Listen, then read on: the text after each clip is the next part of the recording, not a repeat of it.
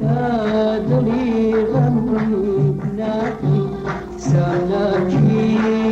وشير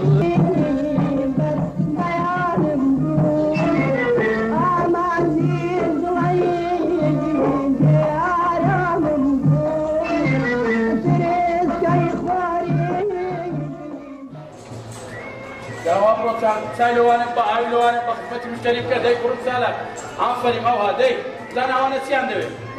السلام عليكم. السلام. بس عثمان شلوني باشي؟ صحة باشا. روي حوالي دراجة وليس تساو. وقتكوا؟ والله بس ما يكون. سلامت بيا أخوة. زول باشا الحمد لله. خوش بيا أخوة. ممنون بيروز إن شاء الله وتساخنا جولة براسيش شباشا أو يولا زول تسكت فيسي. والله إذا زعلوا لو بدو كتير يردوا من أزمتك. والله توزك مشغول بملبر أو مشترياني زيادة كلشتوها. لا كل مرة ساعك وعاوشينه بينا. موضوعي تاعي ليه قال حيناك نشخو مهنيا او زار موضوعي شربت يا شربت شربت سيرتنا قبل ساعه تدقي من دعاء بخيراتي سلامات يا اخوان سلامات زعليت يا ورقاي كهرباي والديسا انا كي اولام لماري اللي في كرديا برو لماري لكن يرجس على بري اول رقم بدي باب قوتي بدا قش وروا باشا بس صبروا باش كده باركي واصل لك صار اي وضعك مباشر الله يسلمك زين ووضعي زين اخواني باشا او ما تقريبا انه تبيدي السابق او ها او هزارك جد اخواني بس هذا كيلو بابا خير ان شاء الله بازار روحنا في بازار ثاني بازار او بدقوا ساعات والله الحمد لله اما يستعب غازينونا ثاني الذين رد كاين جمد لا عمل فيهم خوشه حق سايب كما تصدق لون دلناي سابر والله بابا تشاخ خوته خذ الثاني وقال او قال لنا لنا شوالي او ليه ويخ يا داني ان شاء الله كان يشتغل بخير نبي حاتي ان شاء الله الخير دبي ايه امورك كويس والله الحمد لله يا شيء ما تشوفوا بدل قول سعاد بايع بلي سندم في خوش بازار يمر وش خوينا بايع ان شاء الله باش نبي ايه ايه لقيت مقصدي او شربتي سبوا قبل والله أبي راسي بيدزاني أو زالا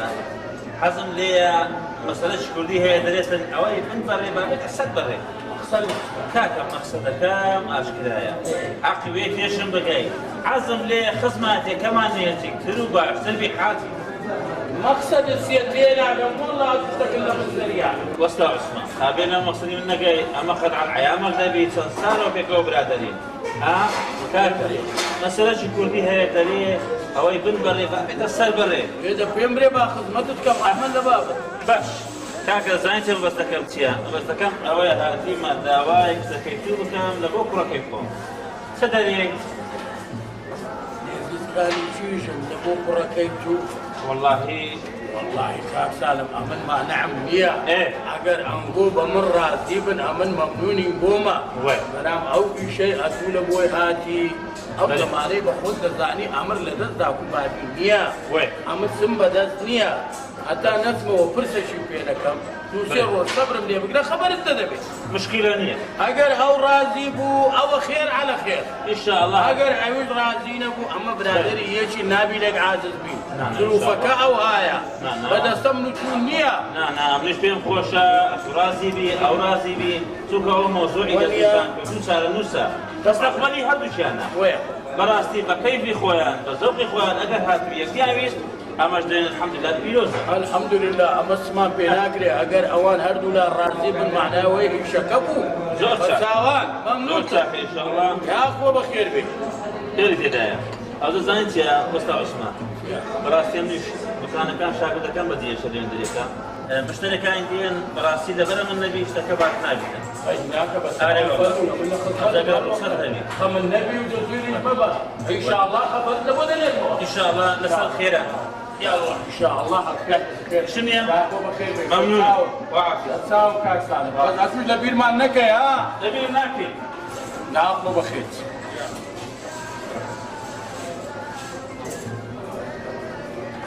السلام عليكم. عليكم السلام.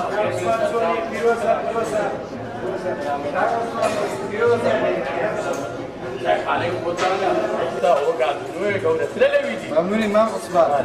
پیرۆزە وەڵی نانا ئێستاوە مەزبوطە بەڕاستی لەوێنیە هەمووی ئەو هاوە چی سپرنجی تێک گیر ببووین هەزێمان نەدەبەوە ئەو ئەنالۆگ بوو چاخانە و بەڕاستی چاخانە چی یعنی ئەنالۆگ بە زێرە دیجیتەلە کامل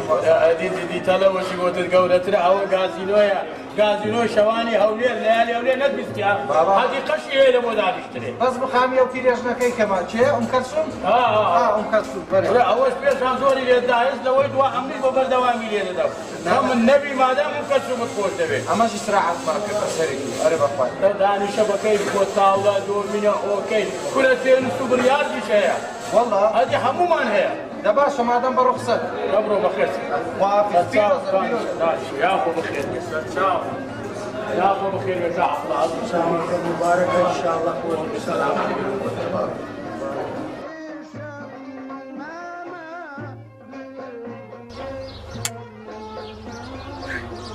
أري بابا دورة كاكا دورة مردنا وقمان لو بينا لو قوتة ده شوي قوتة ما عندك قارو ما ترقي قارو ما لو دانا توش كورا بريتسا خبر أو دو مينش خبرها چي قرا سيرم بيه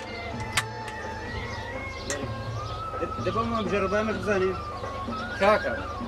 دونێکە وەچی برین بەلای کۆتری سەلامدانە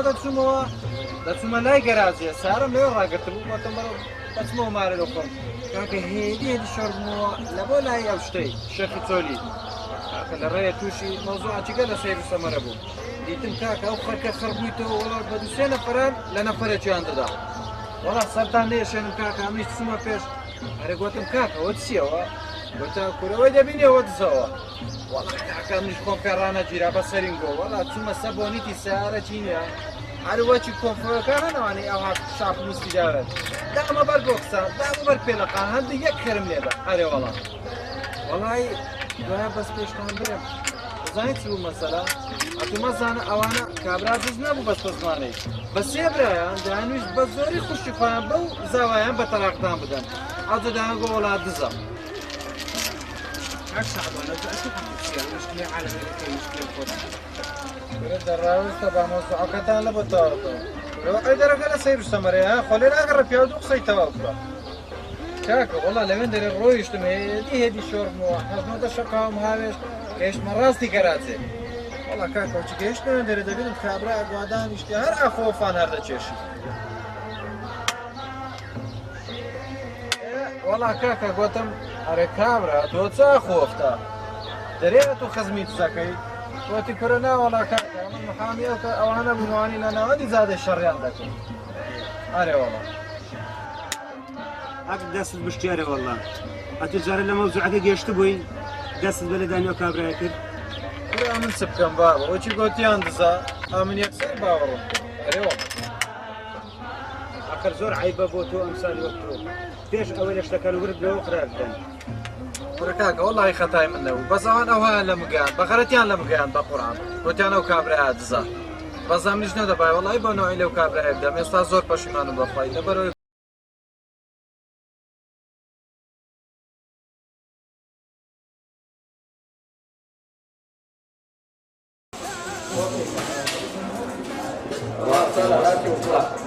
أول حكي شمينا ولو تأخير تقول قلت ما نعور أخذ هتا ليه دسخان ولا حكي توا إيه تسريك الجديد قرب سالة بلد أمين أول دروم مكا ناو بتاعه سام من جد الجوان وصل ناكر ولا خسر دبر تسريك كم واحد يبغى بس ده قال لي ربي إيه سام عملت بيت بس سوا قال لي ربي ما شاء سوا روح دير باش سوا ما في ذلك سام بس لما يخاف يهم Oy nergis nergis nergis nergis zina litwabi Oy nergis nergis nergis nergis verkhimi تعلبوا منها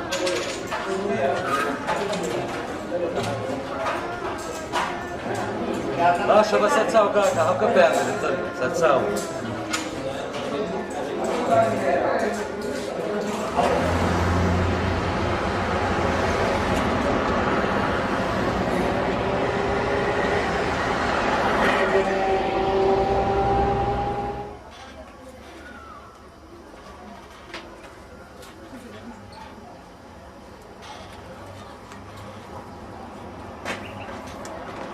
دانیشە داشی نێرگیز شتێم بوو؟ ئەرێ وەڵڵا ئەزانانی چی شەکم پێتە؟ خێر ئەوە ئەوڕۆ برادەرێکی خۆشەویستە مەسیحخانەی هاتەدا داوای نێرگزی کردێرە بۆ کوڕەکەی خۆی ئەوکە نازانم چ دەرێ غێر ڕاستی بێ باوکی نێرگیز ئەمە بۆ خوشکەزایەکی خۆم دانا ئەوتە دیار ناکەن تا پێش قسمەت نییە و ئەوتە تر بە خۆت کەیفی خۆشکە هەکە وە نییە ناقەیدی ناکە ئەمێن وعدمدایە گوتم پرسەشیان پێ دەکەم ئەوجا ئەمن وعدەکەی دەبەجێ دەگەیرم پێ جوابتان لە بۆ دەینەوە ئەتوشەکە بڕۆ نێرگزم لۆ گاسکە با دوو قسەی لەگە بکەم زانم ئەو چ دەرێ شەربەتەکەت بخۆ باش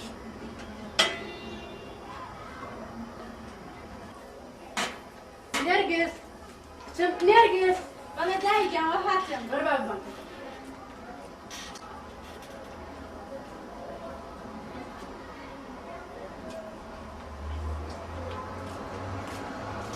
دانیشە چیژم لێ کرد خێر باوکە گیان ئیشی پێم بوو ئینشاڵڵا خێرە خێر فەرموو نەزانی چیە کچی خۆ بەڵێ ئەوڕۆ برادەرێکی خۆشەویستی خۆم هاتە سایخانەی بەڵێ زۆر برادەرمە تەقریبە 15 ساڵە زیاتر دەیناسم مارێکی ڕێک و پێکرد ئینسانێکی چەندی برێ ئەوەندە باشە حتا ئێستا ئەمە دەرما لێک عاجز نەبووە لەسەر هیچ شتێکی دائیمە سوون بەسەری یەک دەخۆی ئەوزە ئەوڕۆ هات داوای توی کرد لە بۆ کوڕەکەی خۆی ئەوزە نازانم ئەتوو چ دەرێ گوتم ڕێی تو وەرگرم وای باوکە ئەوەی ڕاستی بێ ئارەزوی خۆتە قەی ناکە کچم ئارەزوی خۆمە ئەمن دەزانم ئارەزوی خۆمە بەس گوتم ڕێی توش وەرگرم ئەگە ئەتوو ڕێی لەسەر نەبی بە خودا هەر هەموو مالی دێ هەولێرم بدەنێ هەموو دنیا بدەنێ ئەمە ڕازی نیمە ئەتوو بمێت بدەم ئللا دەبی لەسەر ڕێی خۆت بی لەبەر ئەوەی ئەوە مستەقبەلی خوا دەبی بە خۆت مستەقبەلی خۆت هەڵبژێری چ دەرێ چیژم ئارەزوی خۆتە باوکە یعنی ئەتوو ڕازی ئەمە خەبەریان لۆ بنێرم دە باشە مادام وەی لێ هات ئەوە سبەینە خەبەریان لە بۆ دەنێرم با بێنە پێش بزانم ئەوان چ دەرێت باشە چیژی خۆم ئەرێ پیاوەکە بەڵێ ئەو ڕۆژە باسێکمان کرد دەربارەی سالار چی بەسەر هات کام نازانم باسی ژنێنانەکەی ئەها ژنێنان بۆ سالار تەمانە بیژنێکی بۆ بینین بەردووکمان وەڵای ئافرەت بەو خوای خۆیەتیەکە ئەبێ ژنێکی بۆ بێنم جوانترین ئافرەتی سەر ڕووی زەمین بێ سوێنیشم خواردووە حەوشە و حەو ڕۆژ بۆی هەڵەپەڕم دەی پیاوەکە کەی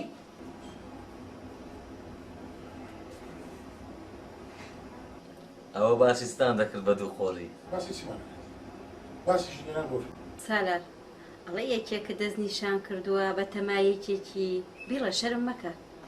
ئەگەر بەڕاستیتانە ژنم لۆ دەینن ئەمن حەز دەکەم چیژەکەی وەستا ئەوم لۆبین وەستا عوسمانی ڕاستی لەبەرەوەی وەستا عوسمان زۆر زۆر ئەمنی خۆش دەوێت ئەمنیش زۆر زۆر دلم بە چیژەکەی بیخۆشە ڕاستی سالار بە تەمای ئەو خوا دەورێ بەیانی سەعات 9 بێ دەبێ من دێمە لە چایخانەکەتان سەر لە کاک عوسمانە دەم و بەبزام تامی زاری وەرگم بزام چ دەڵێ وەڵی با بەزانێت لەوانەیە بێ ئیشەکەتەوە سوپە هەم خارم بەناسی ئەویشی خۆش دەوێت عارفەشتان پێ دەکەم دوو قسەی خۆشی لەگەڵ بکە ئەگەر ئەو ڕازی بی معناوی ئەوە هەر نێرگزیش بجێت هەی تۆ ڕازی بە نێرگز پێ بە تەمای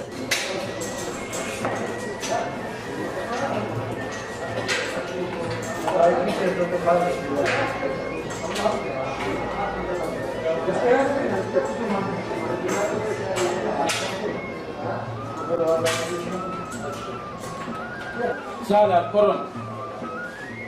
چایەکەتانێ بەڵێ وەستا پیشەکە پێ بوو بەڵێ ئەوە لەبەرکەوە ئەلعان دەچێت دوکانی سالم جێڕنگری باشە ئەوە دەبایە سەعاتێک لەوەی پێشترە تو منات باە بەڵێ دەچی پێی دەرێ برێ وەستان بۆجێ ئەو ئیشەکەی کە باسمان کرد بوو سبەینێ زوو خۆی حازرکا بێ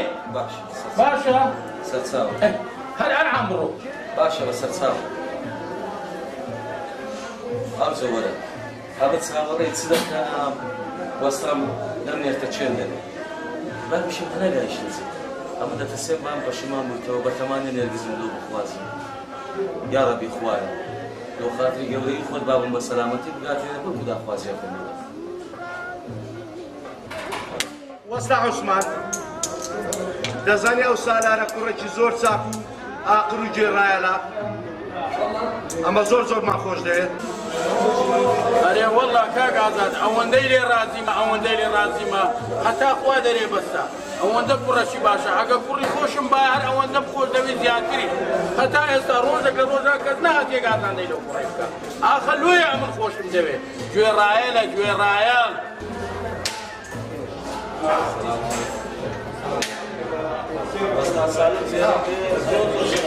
وعليك السلام ورحمة الله. وتبقى وسط عثماني بدي زور زور لي ممنون يا ربي إخوان الدبي هدي يتبع ودي أبغى فلوس لي شيء بدي أعيد أبغى هذا وقت وبدي أعيد هاي ده صفر بكور عفري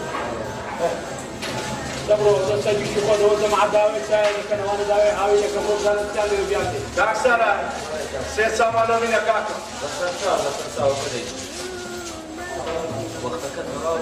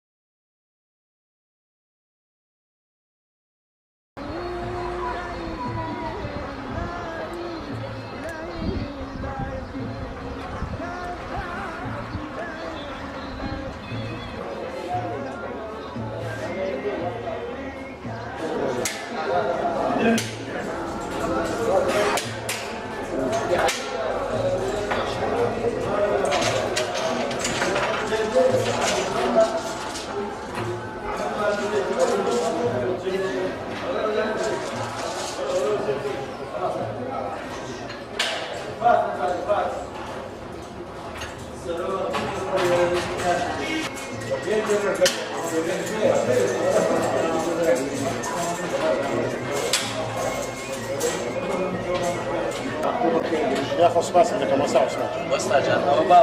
هو بابنا يا أخو خير ويسر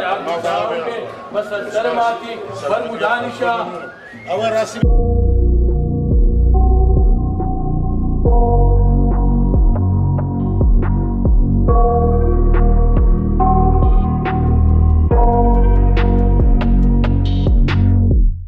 I got nightmares in my head, I fear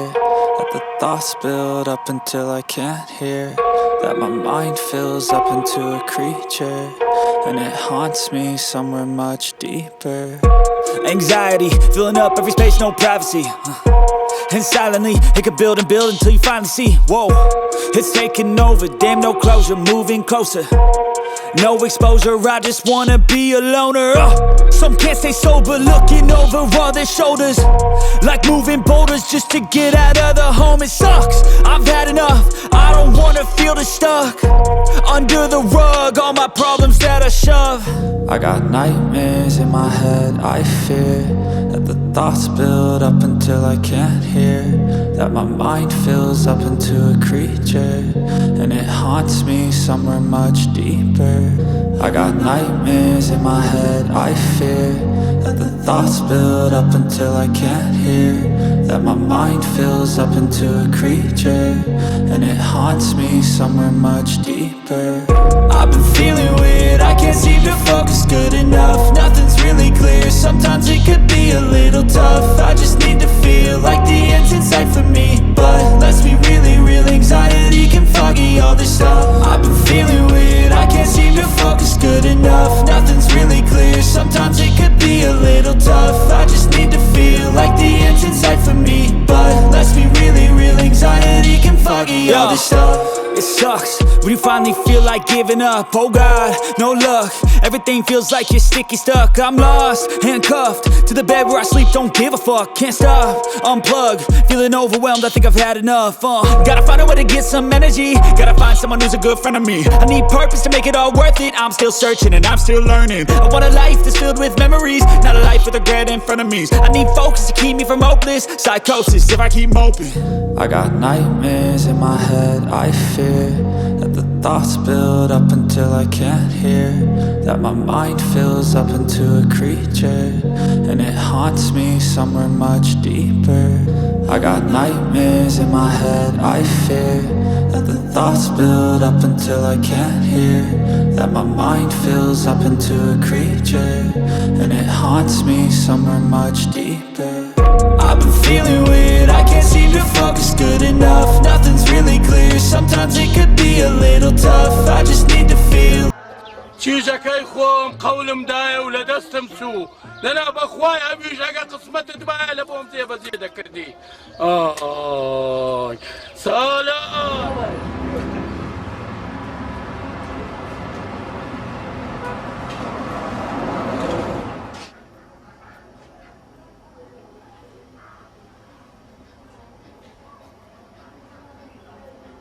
أنا براس دايكة باوكم بوا عاجزة باوكا وتشتوى بوا عاجز دياري چی بوا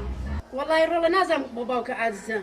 أو يعني ساعتك اللي بارمزان بو چی نازم سببك چیه اسم سالار سالار چی بوا